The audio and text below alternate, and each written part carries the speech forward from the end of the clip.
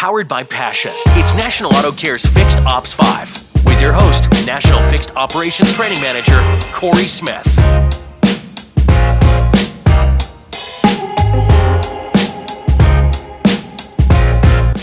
Welcome to Fixed Ops 5. I'm your host, Corey Smith. Today I'm being joined by Sean Reyes, Chief Marketing Officer with Recall Masters. But before we get into this episode, tell me the elevator version about your career and what got you to this point, Sean. Thanks, Corey. Just first of all, it's an honor to be here. Big fan of the show and pleased that your audience has an interest in recalls. So what brought me here, I don't know how old you think I am, but I graduated in 1986. I took 4 years of auto shop in high school, almost 2 periods each, believe it or not. Wow. And rebuilt a 68 Chevelle from the ground up. I mean, back when kids were actually working on engines. So that's what I did, and I loved it. I had dreams of headed off to going to Detroit and designing cars, for GM or Ford or whoever would have me. And I started going to college and came head to head with a couple of classes that like thermodynamics and Fortran that reminded me that I wasn't an engineer and I wouldn't be designing cars. So changed my major, ended up, running a very successful couple of businesses in the consumer marketing field.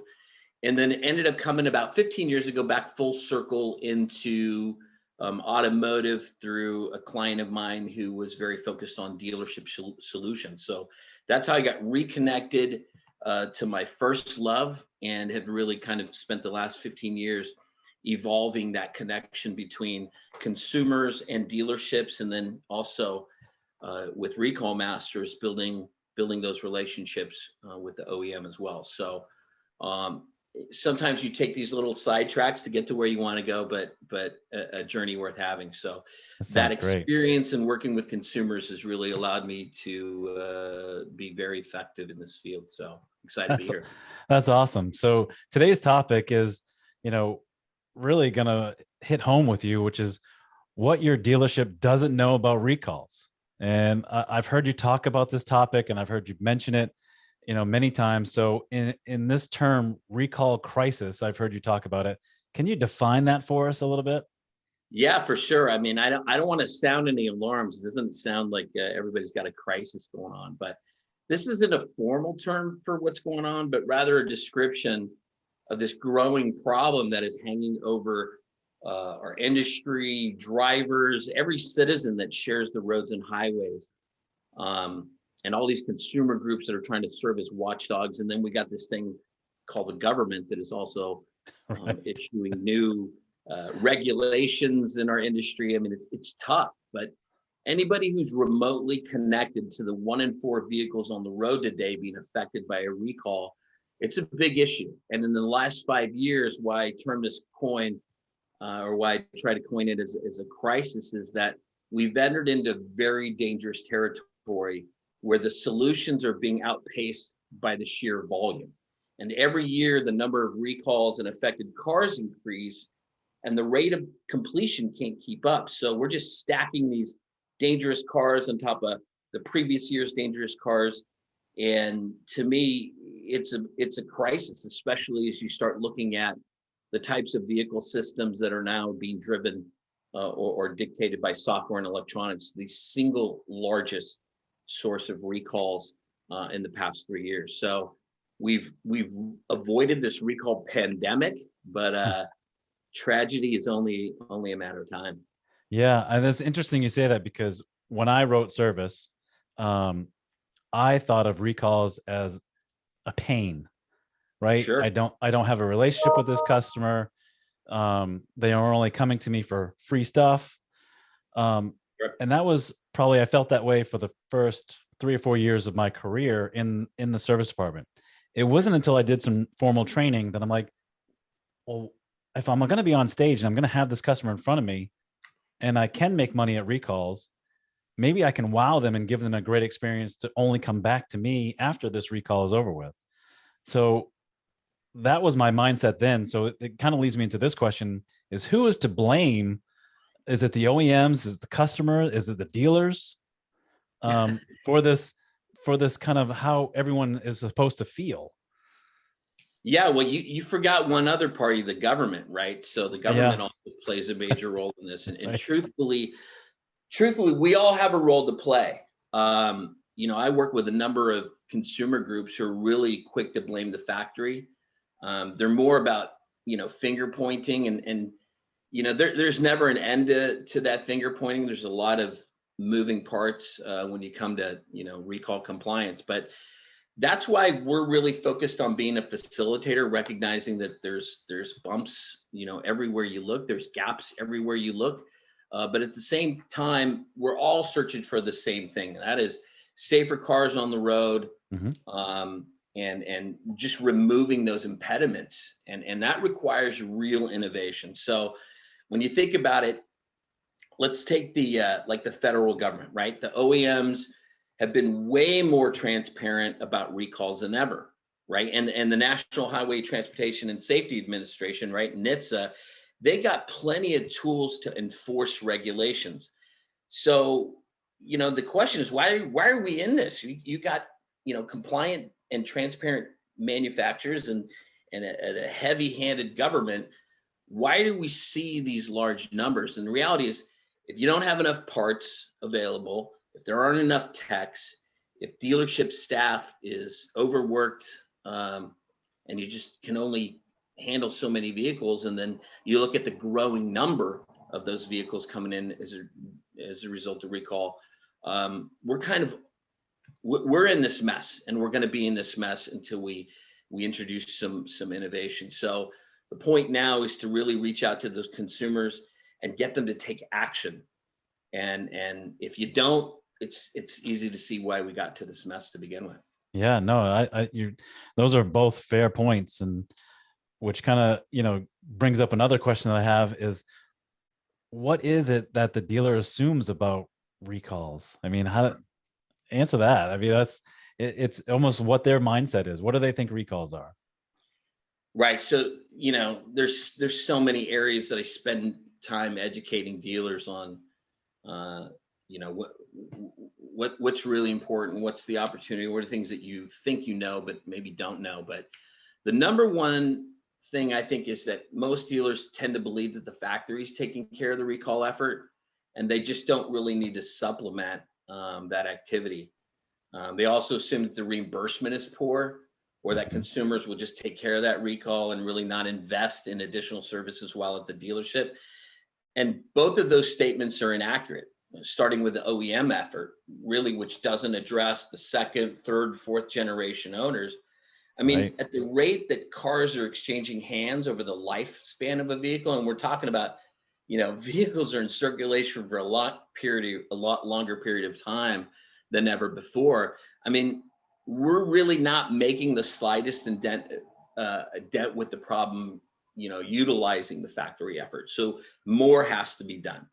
And on the reimbursement and CP revenue side, just know that 49 states require the factory to reimburse at retail rates for both parts and labors.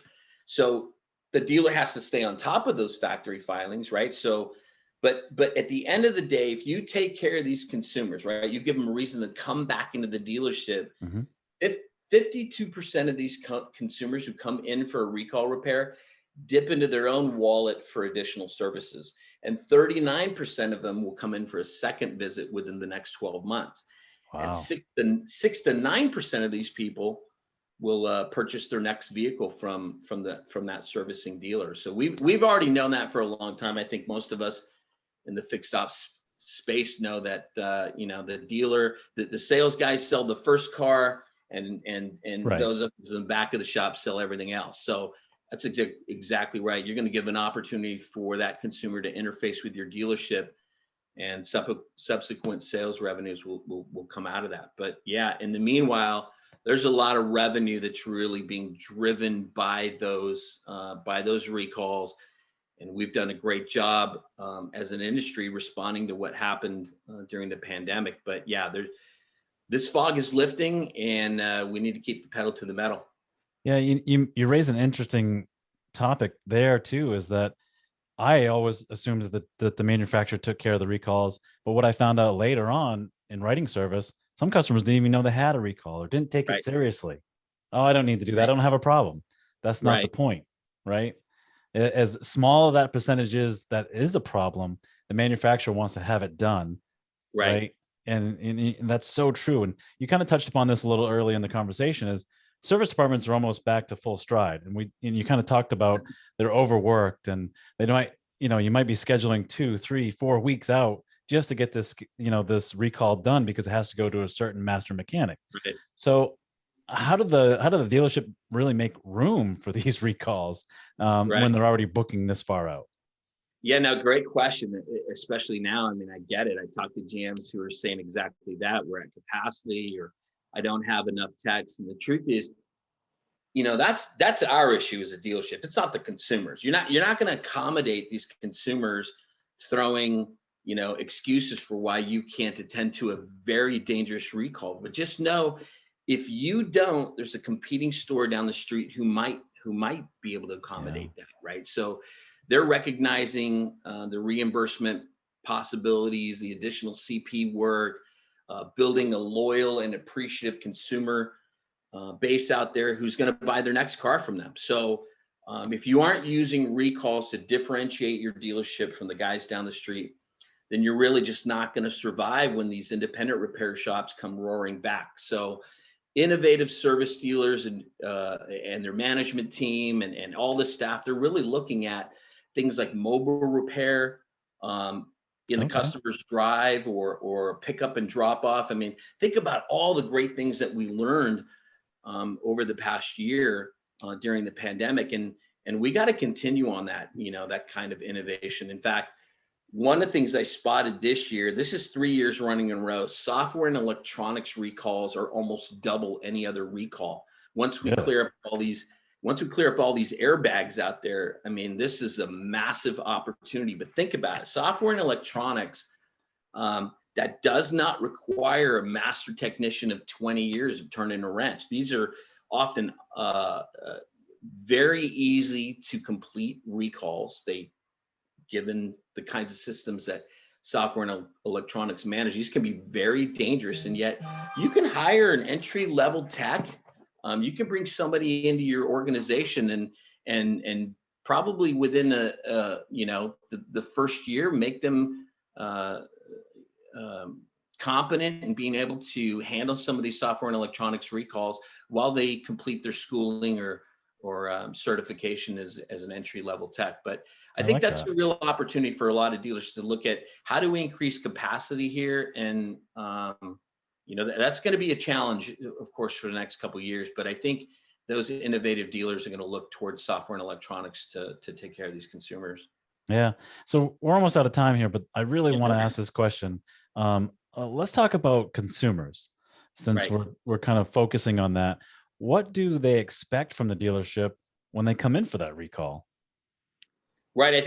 I mean, the things that they saw dealers respond to over the last year are the things that they probably are going to continue to want.